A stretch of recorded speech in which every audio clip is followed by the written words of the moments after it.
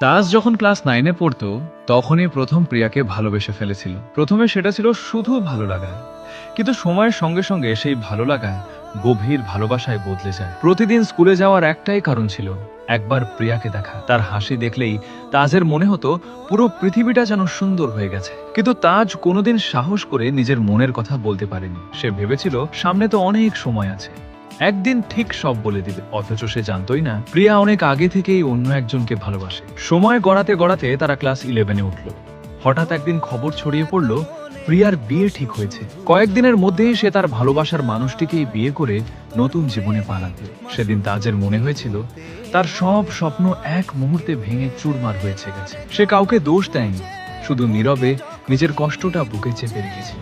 আজও যখন স্কুলের সেই দিনগুলোর কথা মনে পড়ে, পুরনো খাতার ভাঁজে লুকিয়ে থাকা স্মৃতিগুলো চোখের সামনে ভেসে ওঠে, তখন তাজের চোখ অজান্তে ভিজে যায়। প্রিয়া আজ নিজের সংসার নিয়ে সুখে আছে, আর তাজ আজও সেই ক্লাস 9-এর ভালোবাসাটাকে ভুলতে পারেনি। কারণ কিছু ভালোবাসা কখনো শেষ হয়, সেগুলো শুধু সারা জীবন নীরব কষ্ট হয়ে হৃদয়ের ভেতর বেঁচে থাকে।